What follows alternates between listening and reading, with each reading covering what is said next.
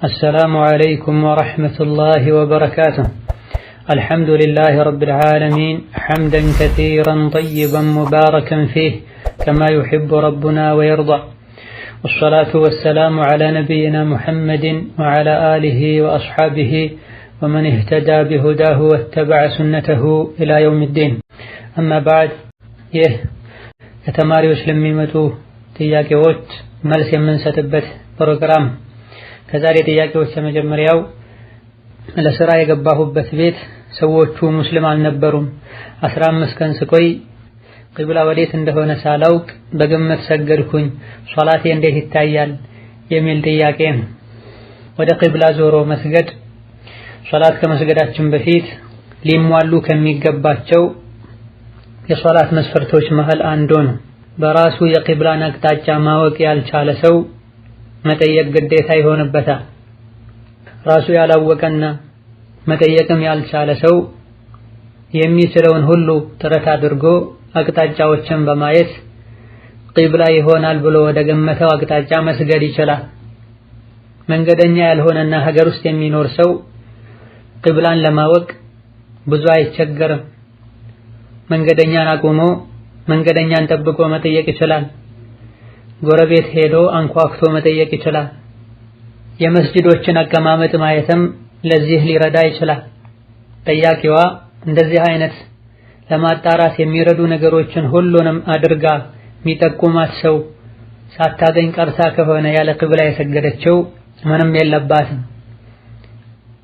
አጣርታ ግን ማወቅ የምትችልበት መንገድ እያለ በራሷ ብቻ ሞክራ ጎረቤትና በአካባቢው የሚኖሩ ሙስሊሞችን ሳትጠይቅ ዝም ብላ አድርጋው ከሆነ በዚህ መልኩ የሰገደቻቸው ሶላቶችን እንደገና መስገድ ይጠበቅባታል። እንደዚሁ ደግሞ ቂብላን መልቀቁ ደረጃ አለው። ከቂብላ አቅጣጫ የተዞረው በከፍተኛ ደረጃ ከሆነ ወይም ደግሞ ወደ ተቃራኒ አቅጣጫ ከሆነ ሶላት የሚያበላሽበት ሁኔታ አለ። በትንሹ ከሆነ የተዞረው በምስራቅና በምዕራብ መካከል ቂብላ አለ ተብሏልና ትክክለኛውን ቂብላ ያላወቀ በምስራቅና በምዕራብ መሃል ወዳለ አቅጣጫ በትንሹ ቂብላን ለቆም ቢሆን ቢሰግድ ችግር የለውም። ፈአይነማ ትወሉ ፈተመ ወጅሁላህ የሚለው አንቀጽም በዚህ ተፈስሯል።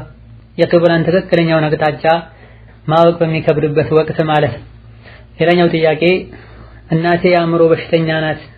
ሲነሳባት ራሷን ስለማታውቅ ሶላትም አትሰግድም። በሽታው 1 ወር 2 ወር ይቆያል።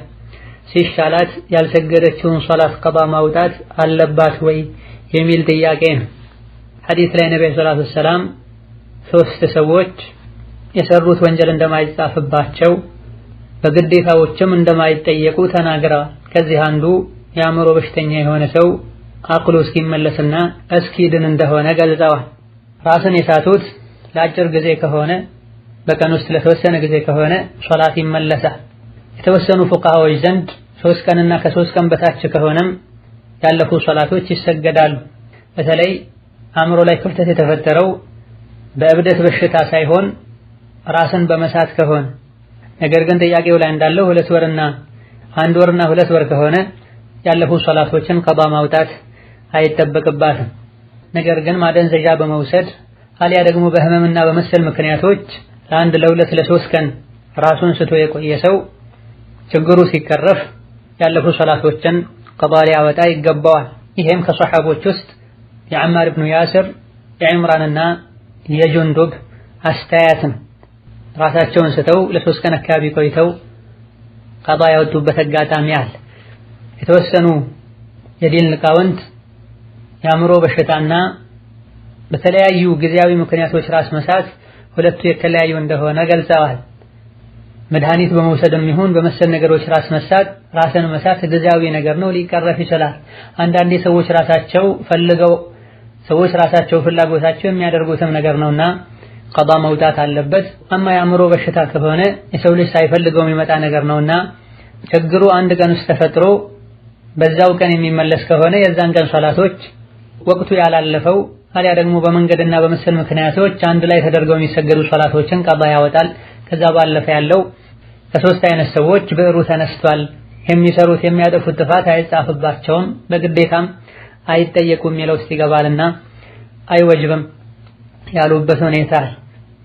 ሌላኛው ጥያቄ ኢስቲዋእ ማለት ምን ማለት ነው ብታብራሩልኝ፣ ግሩፕ ላይ ሲከራከሩበት ግራ ገብቶኝ ነው የሚል ጥያቄ ነው። ኢስቲዋእ ብሎ ማለት ከፍ ማለት እላይ መሆን ማለት ነው። ቁርአን ላይ አላህ ተባረከ ወተዓላ ግልጽ በሆነ መልኩ በሰባት የቁርአን አንቀጾች አርረሕማኑ ዐለል ዐርሽ ኢስተዋ ብሏል። ሱረቱ ሰጅዳ፣ ሱረቱል ሐዲድ፣ አዕራፍና ጣሃ ሌሎችም ላይ እነዚህን የቁርአን አንቀጾች ደጋግ ቀደምቶች ዐላ ወርተፈዐ ወሰዐደ ወስተቀረ ብለው ፈስረዋቸዋል። ደጋግ ቀደምቶች ዘንድ በእነዚህ በአራት ቃላቶች ነው የተተረጎመው። ሁሉም የሚያመላክቱት እላይ መሆንን ነው። አላህ ተባረከ ወተዓላ ከፍጡራን ሁሉ ከፍ ብሎ ከዐርሹ በላይ ነው ያለው። ይሄም የነቢያት፣ የሶሐቦች፣ የታቢዕዮችና የመላው የደጋግ ቀደምቶች አቋም ነው። ኢስተዋ የሚለውን ኢስተውላ ብሎ መፈሰር አላህ ራሱ እላይ አይደለም፣ በየሌሊቱም ወደ ቅርቧ ሰማይ የሚወርደው አላህ አይደለም ረሕመቱ ነው ያለ ሰው ወይም ደግሞ ዐርሽ ማለት ንግስና ማለት ነው ብሎ አዳሞ የፈሰረ ሰው ሙብተዲዕ እንደሆነ ደጋግ ቀደምቶች ጠቅሰዋል። ረሱሉ ዓለይሂ ሰላቱ ወሰላም እነዚህን የቁርአን አንቀጾችን ሲያነቡ ሶሐቦች ኢስተዋ የሚለውን በቋንቋ የሚታወቀውን ኢስቲዋእ ነው የተረዱት።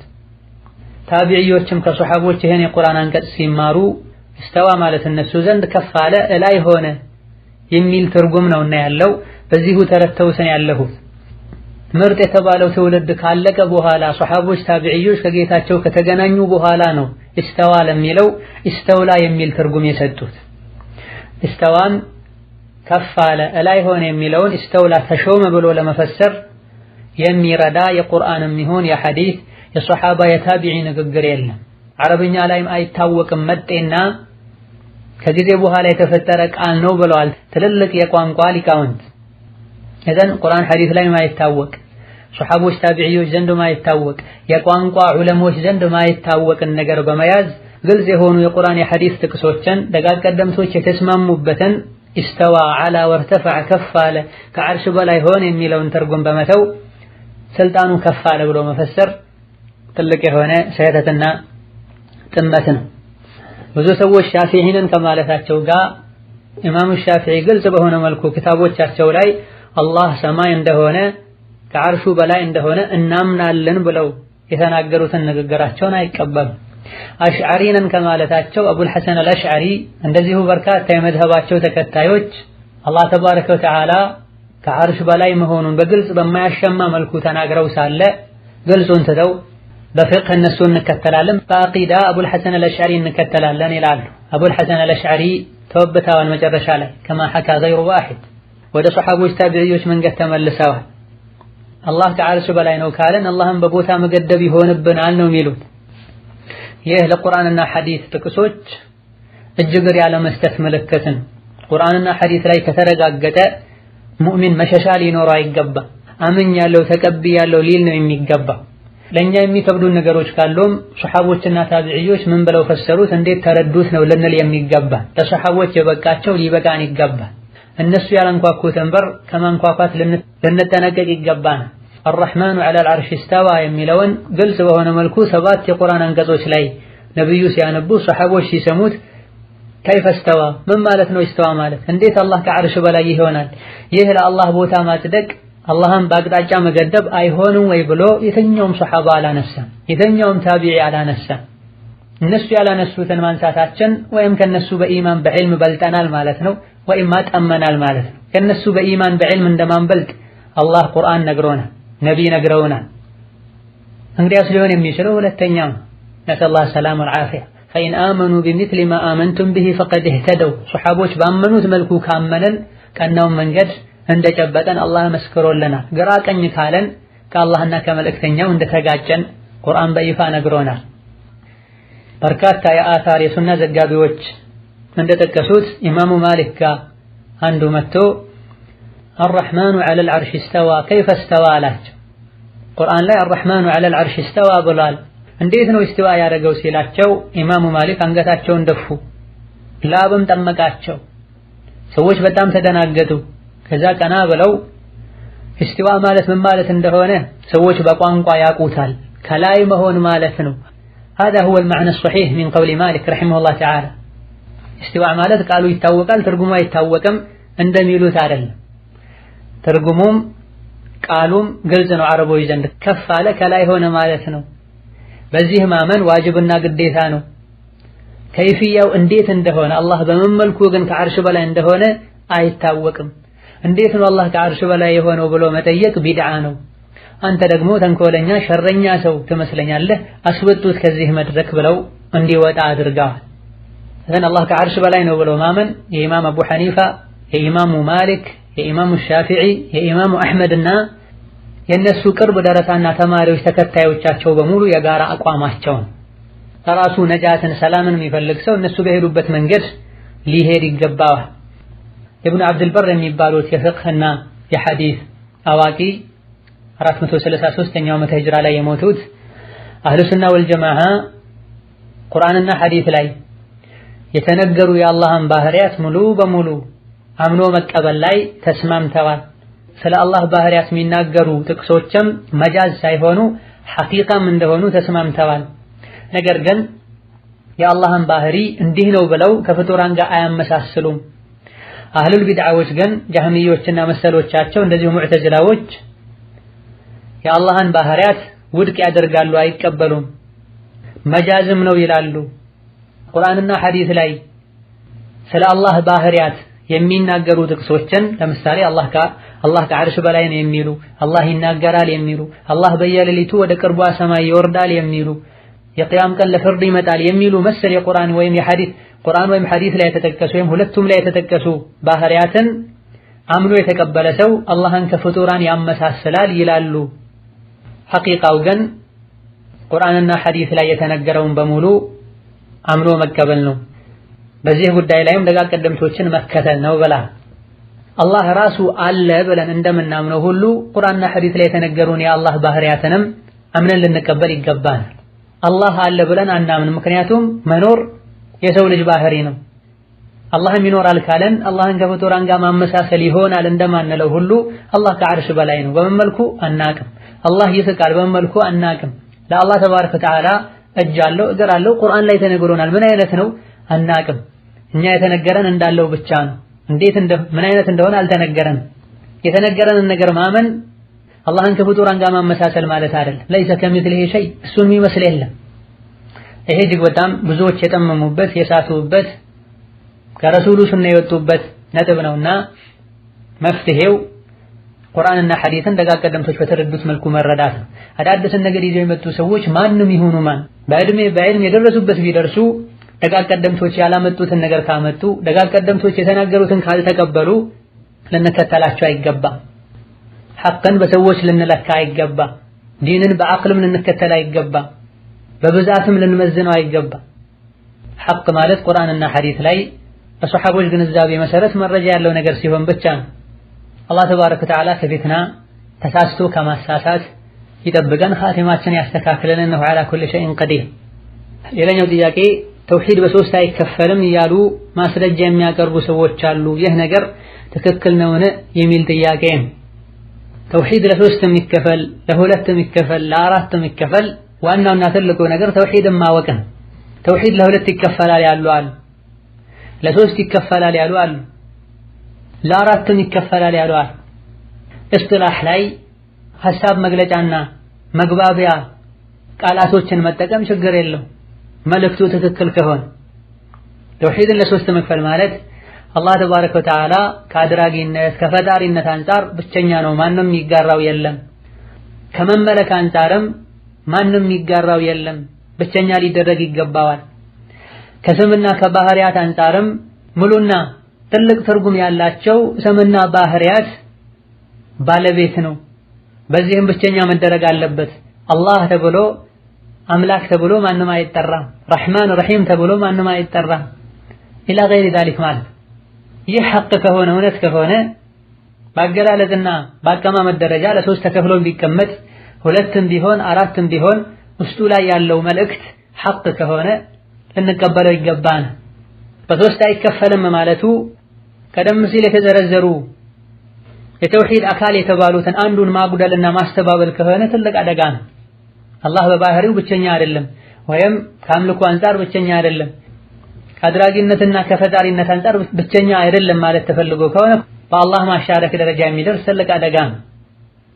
ሰዎች ተውሂድን እንዲረዱት በማለት በዚህ መልኩ ተውሂድን ለሶስት መክፈል ይሄን ያክል አነጋጋሪና ይሄን የሚያደርግ ሰው ጥመት ላይ ነው ያለው የሚያስብል አይደል። ተውሂድን ለሶስት ለመክፈል የቁርአን ደሊልም አለ። ሱረቱ መርየም ቁጥር 35 ላይ ረቡ ሰማዋቲ ወልአርድ ወማ በይነሁማ ፈዕቡድሁ ወስጠቢር ሊዕባደቲህ ሀል ተዕለሙ ለሁ ሰሚያ ብሏል አላህ ተባረከ ወተዓላ። ረቡ ሰማዋቲ ወልአርድ ማለት ተውሂድ ሩቡብያ ነው። ሰማይን ምድርን የፈጠረው አላህ ማለት ነው። ሰማይን ምድርና በዛ መሃል ያሉ ነገሮችን በሙሉ የፈጠረው ጌታ አላህ ማለት ነው። ይሄ ተውሂድ ሩቡብያ ነው። ከማድረግ ከመፍጠር ከማዘገኘት አንፃር አላህ የሚጋራው የለም። ፈዕቡድሁ ማለት ደግሞ በብቸኝነት አምልከው ማለት ነው። ተውሂድ ኡሉሂያ ነው። ሀል ተዕለሙ ለሁ ሰሚያ ለአላህ ተባረከ ወተዓላ ሰሚይ ሞክሽ ያለው እንዴ የሚለው ደግሞ የተውሂድ አልአስማ ወሲፋት ደሊል ነው። ሀል ተዕለሙ ለሁ ሰሚያን የሚለውን ሲፈስሩ አብዱላህ ብን አባስ ላ ዩሰማ አርረሕማኑ ገይሩሁ ብላ ከአላህ ውጪ አርረሕማን ተብሎ የሚሰየም ማንም የለም በላ። ወሀከዛ ሌሎችም የአላህን ባህሪያት ይገባኛል የሚል ማንም የለም። ከመሆኑም ጋር ተውሂድን ለሶስት የከፈሉ ወሃቢዮች ናቸው ኢላ ገይሪ ዛሊክ ብሎ መናገር አላዋቂነትን። በሶስተኛው ክፍለ ዘመን መሃል ላይ አራተኛው ክፍለ ዘመን ላይ የነበሩ ዑለሞች ሩቡብያ ኡሉሂያ የሚልን ቃል ተጠቅመዋል ቁርአን በሚፈስሩበት ጊዜ። ከሰባተኛው ከስምንተኛው ክፍለ ዘመን ወዲህ ያሉ ዑለሞችም ተውሂድ ለሶስት እንደሚከፈል ተናግረዋል። ከዛ በኋላ ቁርአንን ሐዲሰን ጠንቅቀው የሚያውቁ እምነታቸው ላይ ደጋግ ቀደምቶች የሚከተሉ የዲን ሊቃውንት ይሄ ለምን እንዲህ ተደረገ ብለው የተቹበት ያወገዙበት አጋጣሚ የለም። ወደ አኺር ዘመን በተጠጋን ቁጥር ፊትና ይበዛልና ልንጠነቀቅ ይገባናል። ወርቅና ብራችንን ሀብት ንብረታችንን ከምንጠብቀው በላይ አቂዳችን እምነታችንን ነቅተን ልንጠብቅ ይገባናል። ሌላኛው ጥያቄ ቁርአንና ሐዲስ ከሆነ የተጻፈበት ሕርዝ ማንጠልጠል ይፈቀዳል ይባላል፣ ይህ ነገር ትክክል ነው ወይ የሚል ጥያቄ ነው። ነብዩ ሰለላሁ ዐለይሂ ወሰለም መን ተዓለቀ ተሚመተን ፈላ አተመ አላሁ ለሁ ብላ አንድ ነገር ይፈውሰኛል ብሎ አንገቱ ላይ ያንጠለጠለ አላህ ያሰበውን ያሳካለት ብላ።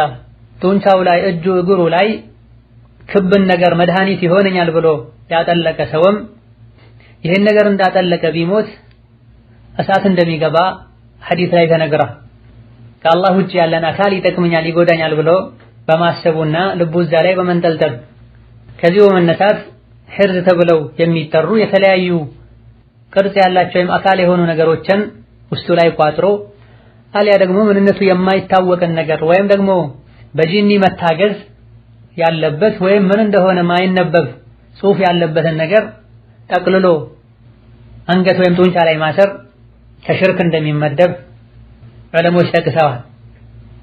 ሕርዝ እሱ ራሱ ይፈውሰኛል ብሎ ማንጠልጠል ትልቁ ሽርክ ላይ መውደቅን ራሱ አይፈውስም ሰበብ ሊሆን ይችላል ብሎ ከሆነ ያደረጉት ሰበብ ያልሆነን ነገር እንደ ሰበብ በመቁጠር ትንሹ ሽርክ ላይ መውደቅን ያስከትላል። ይህ እንዳለ ሆኖ ከደጋ ቀደምቶች ከታቢዕዮች ከሷሐቦች የተወሰኑት ቁርአንና ዚክር ዱዓ ከሆነ ችግር የለውም ያሉበት ሁኔታ አለ። አብዱላህ ብን ዐምር ብን አልዓስ ሌሊት ላይ እንቅልፍ ለሚያስቸግረው ወይም ለሚደነግጥ ሰው የሚደረገውን አዑዙ ቢከሊማቲላሂ ታማቲ ሚን ገደቢሂ ወዒቃቢሂ ወሱኢ ዒባዲሂ ወሚን ሀመዛቲ ሸያጢን አው የሕضሩን የሚለውን ዱዓ ማለት ለሚችሉ ሕፃን ልጆቻቸው ቀጥታ ያስተምሯቸው ነበር፣ ማለት ለማይችሉት ጽፈው ያንጠለጥሉላቸው ነበር የሚልና ሌሎችም መሰል አታሮች አሉ። ወላኪን በርካቶች የመረጡት ቁርአንና ዱዓን ቢሆን ማንጠልጠል አይቻልም መበላ የተሻለውና ትክክለኛውም ይሄ ነው።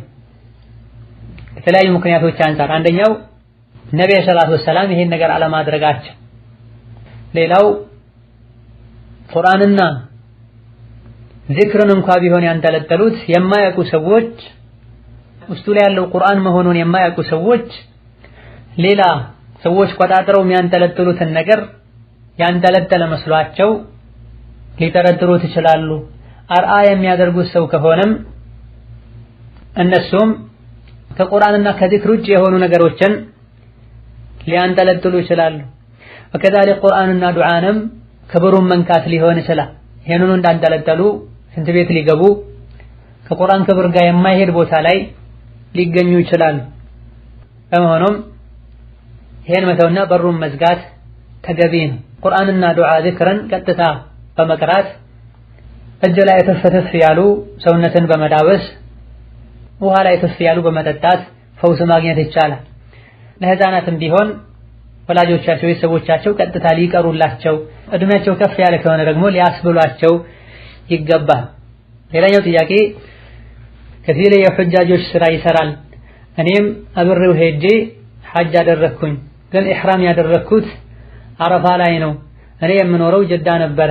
ኢህራሜን ለብሼ ነይቼ መነሳት ካለብኝ ቦታ ባለመነሳቴ ምንድነው ማድረግ ያለብኝ የሚል ጥያቄ ነው። የጅዳ ሰው መሐረም ያለበት ከጅዳ ነው። ማንኛውም ሰው ሐጅን ለማድረግ ከማሰቡ ጋር ሚቃት እንዲያደርግ ከተገደበለት ስፍራ መሐረምን ትቶ ያለ ኢህራም ሳይሐረም መካ የገባ እንደሆነ ተመልሶ እዛው ሄዶ መሐረም ከቻለ ደግ፣ ካልሆነ ካለበት ሐርሞ ዋጅብን ግዴታን በመተው አንድ በግ ማረድ ይጠበቅበታል። አንድ በግ ማረድ ካልቻለ 10 ቀን መጾም ግዴታ ይሆንበታል። 3ቱን ሐጅ ሳይጠናቀቅ 7ቱን ከዛ በኋላ። በሆነም አቅም ካለ ማረድ፣ ካልሆነ 10 ቀን መጾም። 3ቱ ሐጅ ሳያልቅ በፊት መጾም የነበረበት ቢሆንም ባለማወቅ ወይም በጥንቃቄ ጉድለት ወቅቱ ቢያልፍም አሁንም መጾም ተገቢ ነው። ወላኪን ከጅዳ ወደ መካ ሲሄዱ ሐጅን የማድረግ እቅድ ወይም ንያ ካልነበረና ለማድረግ ያሰቡትም ይሁን የወሰኑት መካ ገብተው የውም አረፋ ላይ አረፋ ከደረሱ በኋላ ከሆነ ከዛው ካሉበት ከአረፋ ሐርመው ሐጅ ማድረግ ይቻላል። ምንም ችግር የለው። መጾምም ይሁን ማረድ ግዴታ አይሆንም። መጾም ማረድ ግዴታ የሚሆነው ከሀገሩ ካለበት ስፍራ ተነስቶ ወደ መካ ሲጓዝ አላማው ሐጅ ከነበረ ሐጅና ስራም ይሁን ሐጅን ብቻ ይሁን ሐርሞ ማለት ይጠበቅበታል።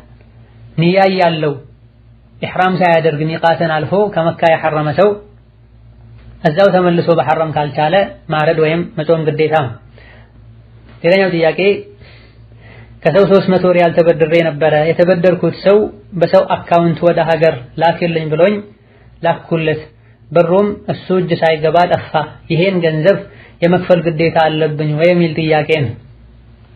ቁጥሩን በትክክል ተቀብለው ከሆነና ያስገቡበት የአካውንት ቁጥርም እሱ ራሱ መሆኑን እርግጠኛ ከሆኑ ግለሰቡን በዚህ ያስገቡልኝ ብሎ ከሰጠ መክፈሉ ግዴታ አይሆንም። ነገር ግን ሲያስገቡ አካውንት ላይ ቁጥር ተሳስተው ከሆነ በጥንቃቄ ጉድለት ሌላ ሰው ጋር ደርሶ ወይም ደግሞ መሃል ላይ ቀርቶ ከሆነ ይሄን መክፈሉ ግዴታ ይሆናል። ሌላኛው ጥያቄ አባትና እናቴ የሚኖሩበት ሀገር ሽርክ ይበዛበታል። ቤታችን ውስጥ ብዙ ሲህር ይገኛል። ከዚህም የመጣ አባቴ በህመም እየተሰቃየ ነው። ንብረት ሁሉ ወደመ። ይህን ችግር ለመቅረፍ በሚል ያሉበትን ቦታ አስለቅቄ ሌላ ቦታ እንዲኖሩ ባደርግ በአላህ ላይ አለመመካት ይሆንብኛልን የሚል ጥያቄ ነው። በላጭና የተሻለው ሶብር አድርጎ ታግሶ እዛው መኖርና በቁርአን በዚክር በሩቅያ ፈውስ ለማግኘት መጣር ነው። ለውጥ ካልተገኘ አሊያ ደግሞ ይሄን በትዕግስት በቋሚነት ማድረግ የሚቻልበት ሁኔታ ከሌለ የሚጠቅመው ይሁን የሚጎዳው አላህ ነው። ከአላህ ውጭ ያለን አካል ፈርቼ ሳይሆን ሰበብ ለማድረስ ወደ ሌላ ቦታ ሄዳለሁ ቢባል ችግር አይኖረው። ሌላኛው ጥያቄ ቡቲክ ቤት ልብስ ማሻሻጫ አሻንጉሊት በሸሪዓ እንዴት ይታያል የሚል ጥያቄ ነው። ፎቶና ቅርጻ ቅርጽን ምስልን መስራት በዲናችን የተከለከለ ነው፣ ሐራም ነው። ከከባድ ወንጀሎች መሃል አንዱ ነው። አላህ ተባረከ ወተዓላ ወመን አዝለሙ ሚመን ዘሀበ የኽሉቁ ከኸልቂ በላ ቡኻሪ በዘገቡት ሐዲስ እኔ የፈጠርኩትን አይነት ፍጡር ለመፍጠር ወይም ለመስራት ከሚሞክር የበለጠ ማን በዳይ ማን ግፈኛ አለ ብሏል አላህ ተባረከ ወተዓላ። ወሀከዛ ቡኻሪና ሌሎችም በዘገቡት ሌላ ሶሒህ ሐዲስ የቂያም ቀን ቅጣት ከሚበዛባቸው ሰዎች አንዱ ምስልን ፎቶን የሚሰራ ሰው ነው ብላ እዘን መስራቱ ከተከለከለና ከባድ ወንጀል ሐራም ከሆነ ይሄም መግዛት መሸጡም ሐራምና ክልክል ይሆናል። ይህ ነገር ለወንጀል ሰበብ የሚሆን ከሆነ ለምሳሌ ሐውልትና መሰል ነገሮችን ሰዎች እንዲያመልኳቸው ከሆነ የሚሰራው የሚሸጠው የሚገዛው አሊያ ደግሞ የሰዎችን አኽላቅና ዲን ለሚያበላሹ ነገሮች ከሆነ የሚሰራው ወይም የሚሸጠው ሐራምነቱ የከፋ ይሆን። ልብስ ማሻሻጫ አሻንጉሊቶች ምስል ወይም ቅርጻ ቅርጽ የሚል ውስጥ የሚካተቱ ናቸው በመሰረቱ። ስለዚህ ይከለከላሉ ማለት ነው። ልብሶችን የሰው ምስል ባልሆነ ነገር አንጠልጥሎ ወይም አቅርቦ መሸጥ የማይቻል ከሆነ አንገቱን ቆርጦ ከአንገት በታች ያለውን መጠቀም ይቻላል። ሱራ ቅርጽ ምስል የሚባለው አንገት ካለው እንደሆነና አንገቱ ከተቆረጠ ምስል የሚለው ነገር እንደሚቀር የሚያሳዩ ማስረጃዎች አሉ። አንገቱ ተቆርጦ ከአንገት በታች እንኳን ቢሆን ሊፈትኑ የሚችሉ የሰውነት ቅርጾች ሊኖረው አይገባም። ተገላልጦ የሚሄዱ ሰዎችን አይነት ልብስ የሚያሳይ መሆንም የለበትም። የሴትን ጡት መሰል የሆኑ ሊፈትኑ የሚችሉ ሰውነቶችን ቅርጽ የሚያሳይ መሆን የለበትም።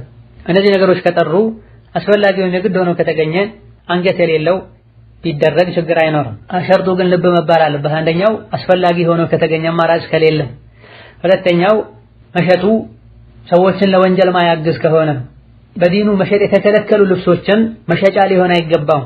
ይህ ካለበት ወንጀል ላይ መተባበር ይሆናል። እነዚህ ከሌሉና አስፈላጊ የግድ ሆኖ ከተገኘ ጭንቅላት ወይም አንገት የሌለውን መጠቀም ይቻላል። ሌላኛው ጥያቄ የምሰራው ፀጉር ቤት ነው። ደንበኞች የተለያየ ስታይል እንዲቆረጥላቸው ስለሚያዙኝ እቆርጥላቸዋለሁ። መቁረጤ ሐራም ይሆንብኛል ወይ የሚል ጥያቄ ነው። ነቢያችን ሰለላሁ ዐለይሂ ወሰለም ፀጉሩ ከፊሉ ተላጭቶ ከፊሉ የቀረን ልጅ ባዩበት ጊዜ ሁሉንም ላጨው ወይም ሁሉንም ተወው ብላ። ከዚህ በመነሳት ዑለሞች ረሂመሁሙላህ ተዓላ ወሐፊظ الأحياء ፀጉርን ከፊሉን ቆርጦ ከፊሉን ማስቀረት ክልክል እንደሆነ ገልጸዋል።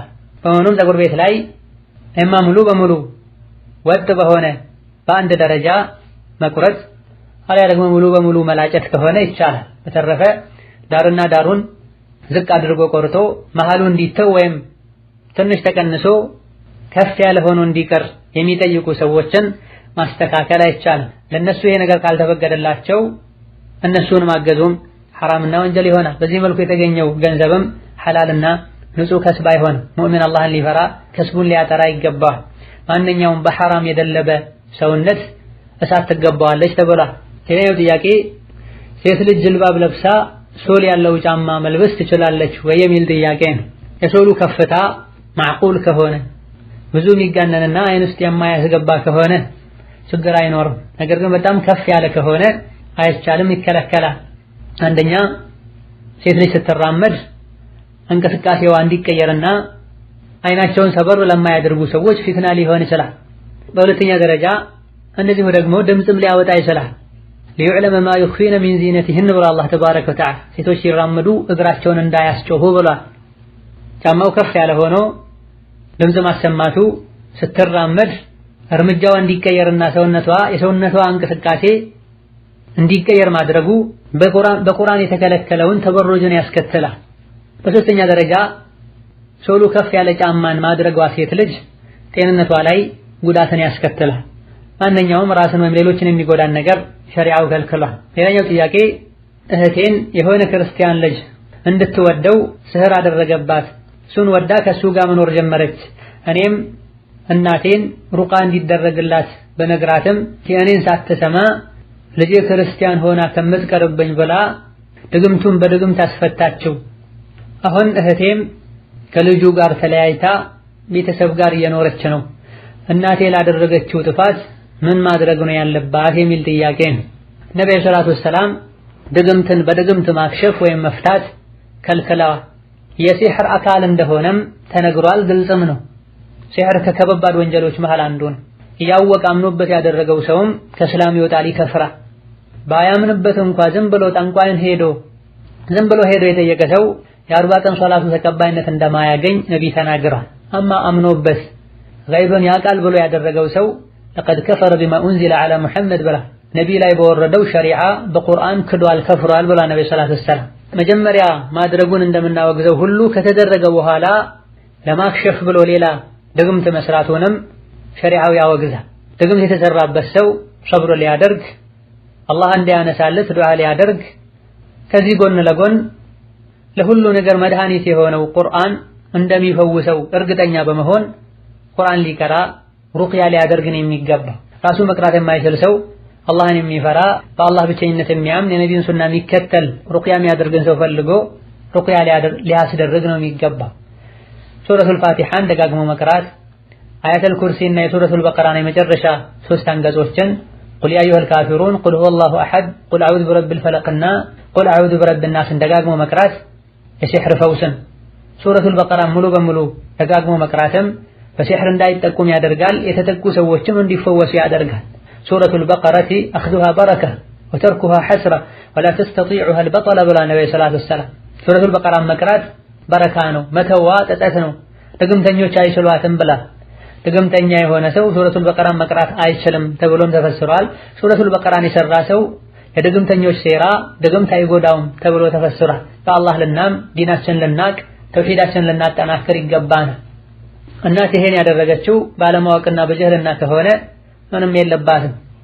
ሲሕር ሐራም መሆኑን ኩፍር መሆኑን ከማወቅ ዋጋ ከሆነ ይሄን ያደረገችው ድርጊቱ ከእስልምና የሚያወጣ መቶበት ሸሃዳ መያዝና ለጌታው መታረቅ ይጠበቅባታል። ወሀከዛ ፈስአሉ አህለ ዚክሪ ኢን ኩንቱም ላ ተዕለሙን ተብለናል። ማታውቁ ከሆነ የእውቀት ባለቤቶችን ጠይቁ ተብለናል። ማንኛውም ሰው በራሱ ግምትና በመሰለኝ ማንኛውም ነገር ሊያደርግ አይገባም።